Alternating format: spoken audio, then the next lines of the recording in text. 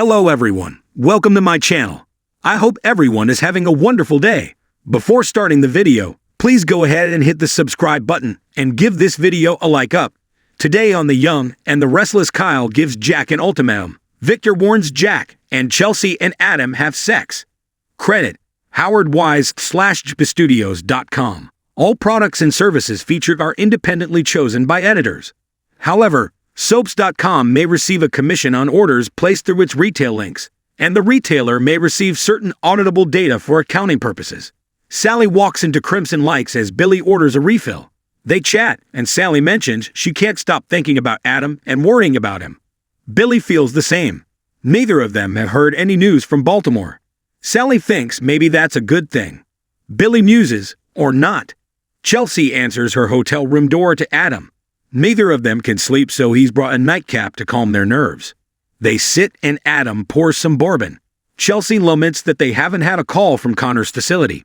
She wonders if he's okay and if they'll be able to see him again. They drink, and she says she's been doing her calming techniques, but she just keeps coming back to, how is this happening? Adam doesn't know, but they're there, and they're not going anywhere. We're going to get Connor to the other side. Chelsea thanks Adam for being so confident. It makes her feel like things might get better. Adam sighs about having to play the optimist again. How about this? We've both screwed up plenty in our lives, but somehow we managed to create a miracle of a kid. He's the best of them, and is so kind. They drink more, and Adam says if he can't help their son, at least he can help his mom by sharing his bourbon. This setback has been hard, and it's taken the wind out of us. But don't try to find a reason to blame yourself. Chelsea quips, that's my superpower. Adam tells her Connor is loving and resilient. You did that. She says they both did that. They toast to loving the hell out of their kid. Jack walks into Victor's office and slams the door. We need to talk. He orders him to stay away from his son. Victor snarks that paranoia doesn't suit him. Jack says it's not paranoia, it's history. He's playing his son against him. Victor says, your son hates you. You blame me. Get out. Jack asks if he'll call security. Victor will throw him out himself. Jack says that's why he's there. If he wants to pursue a vendetta against him, he should come for him and leave his wife and son out of it. Victor warns Jack not to comfort him after what he's done. He recaps what went on in the club suite. He would have let him rot. Jack counters that Victor would have let her drink herself to death rather than admit he couldn't help her.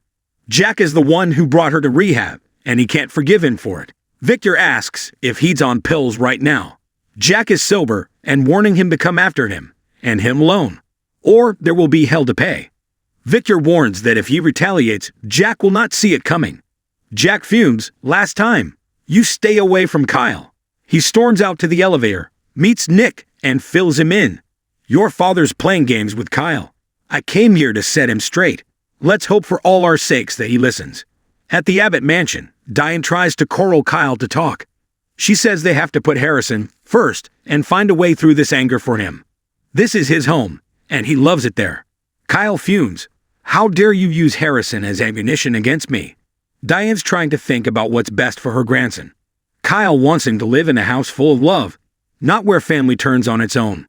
Diane accuses him of trying to punish her and his father.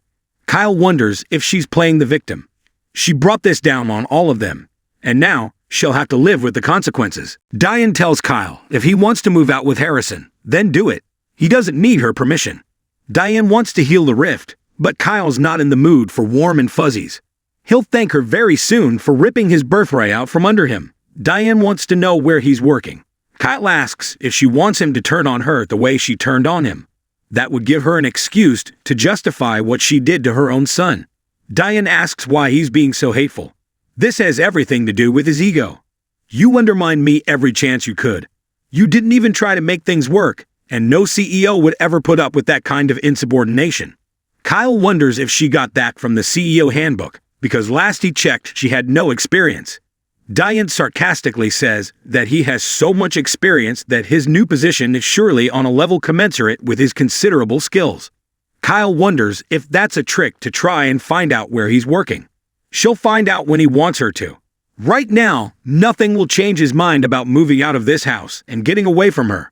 Jack comes in and Kyle snarks. How is Victor? Did you set him straight?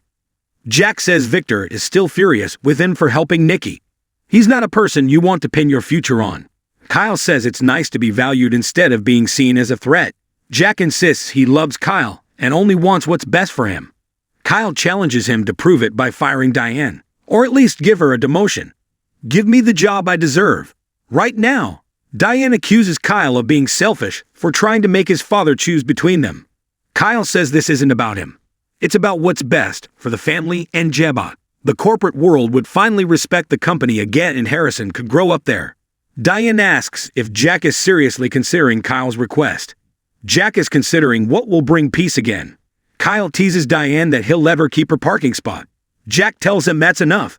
As much as he loves him and is grateful for what he's brought to Jebot in the past, he won't let him manipulate him into another corporate shuffle as a reward for his disrespect and lack of professionalism. Kyle thought he would make the right choice. It's good to know where you stand, Dad. He walks out. Diane and Jack decide he's already joined forces with Victor. Diane wants to hear about his meeting with the mustache, but first she has to ask, were you actually considering his request? Is that why you hesitated? In Chelsea's hotel suite, she and Adam keep drinking and reminiscing about the family holidays they spent with Connor when he was younger. They laugh about his turkey painting, and Adam recalls how Chelsea went all out to make things special. Chelsea is going to dig out the painting and hang it up for Connor this Thanksgiving. Suddenly, she starts crying. What if Connor isn't home for Thanksgiving? In Victor's office, Nick asks his father what's going on and warns him not to dismiss Jack so easily. Victor sniffs that the abbot is delusional. At Crimson Lights, Sally and Billy go over Connor's relapse, which is heartbreaking. Billy says Chesley had told him it's like the OCD is punishing him for being happy. Sally really wishes there was something she could do to get Adam through this. Billy agrees. He feels helpless. Sally suggests they talk about something else. They try weather and sports and politics before settling on work. She asks what is happening at Chancellor Winters. Billy says, a lot. He's excited about where they're headed. There will be some pretty big changes. We'll be making some pretty big announcements soon. He asks how she's fitting in at Marchetti. Sally is back doing what she loves. Fashion is a much better fit for her than interior design ever was. She feels anything is possible now that Summers hired Chloe. Billy congratulates her. Sally asks him if she's being a jerk for being excited about a job Chelsea can't do because her son is in pain. Billy thinks she's actually helping by keeping the wheels on so she can focus on Connor.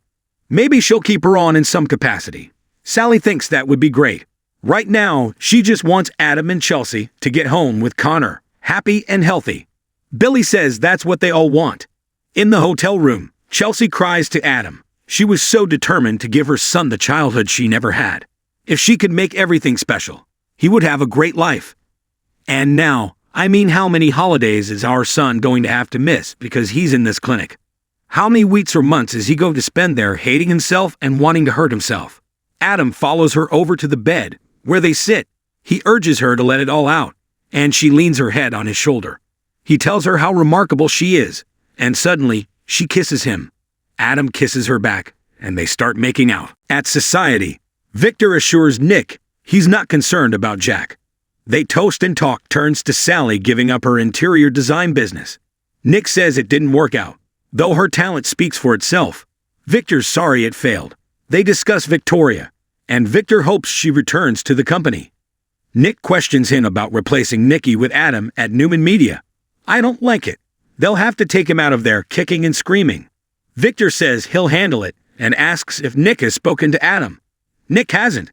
Victor says he got a text that Connor has taken a turn for the worst. It must be hard on Adam and Chelsea.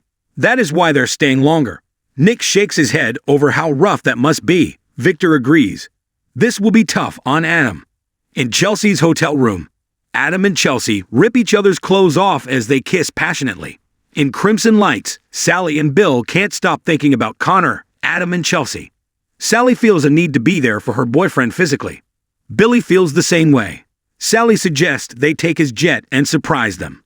In Chelsea's hotel room, Adam and Chelsea make love frantically in the bed.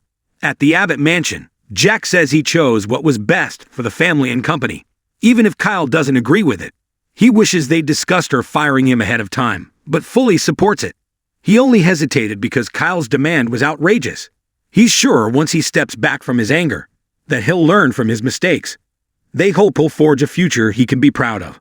Diane worries that his goal seems to be to cut them out of his life, and Harrison's caught in the middle. Jack feels there might be a way forward, but it depends on her. Diane will resign, but if she does it now, they're just pacifying Kyle in his tantrum. Jack just wants her to approach him as a mother. Diane's skeptical, but realizes it's up to her. She can't just do nothing. I'm still Kyle's mother, and I can't let it end this way. Not after all the time we've lost. She will not lose him again. Jack holds her. At Society, Victor tells Nick he prays for Connor to win this battle. It puts their family squabbles in perspective. Nick agrees with him, but certain squabbles have been warranted when it comes to Adam. Victor talks unity and strength. Nick knows Adam really needs them right now. Victor says that's why he put him at Newman Media. He needs to focus. Nick argues that Nikki needs the same thing, but that doesn't seem to matter. Victor squints. Why do you say that, son? He's always concerned about his mother. This is temporary. Nick says, right. At the Abbott mansion, Diane asks Jack what happened with Victor. Jack says he admitted to nothing. He was very clear that he's still furious about what happened with Nikki. Diane guesses she and Michael were right that this is all about revenge. Jack says he warned him to stay away from Kyle and her. Diane can handle Victor. Jack thinks they should prepare. He said if he chooses retaliation, he won't see it coming. Diane thinks maybe turning Kyle against them was his revenge. At Society, Nick can't shake the feeling that something more is at play. What aren't you telling me? Just then, Kyle walks up. Victor asks, what's happening? Kyle's fresh off another lesson that family is more trouble than it's worth. Nick muses that his dad was just saying the opposite. Kyle used to feel the same way. Excuse me. Victor tells Nick he needs his allegiance. Nick chuckles. He doesn't need it because he'll do what he wants anyway. He leaves. Victor calls Kyle back over and asks him, why did you tell your dad that you and I were in collusion against him? At Crimson Lights, Billy is tempted to surprise Chelsea and Adam, but tells Sally that as much as they would be trying to help, ultimately, they'd be a distraction. Sally knows he's right. She just hates doing nothing. Billy says she's supportive and that counts. Sally thanks him. I needed to hear that. Billy needed to hear it too. Sally tells Billy that it's been nice talking to someone who understands. Billy says they're connected now because of their love for Connor. She meant what she said. Chelsea is lucky to have you. Billy reiterates, not as lucky as Adam is to have you. In Chelsea's hotel room bed, she and Adam look stunned, lying naked in the sheets after having sex. Next on The Young and the Restless, Jack and Diane worry about Kyle's future. Sharon makes a distress call, and Sally and Chloe take on a new project.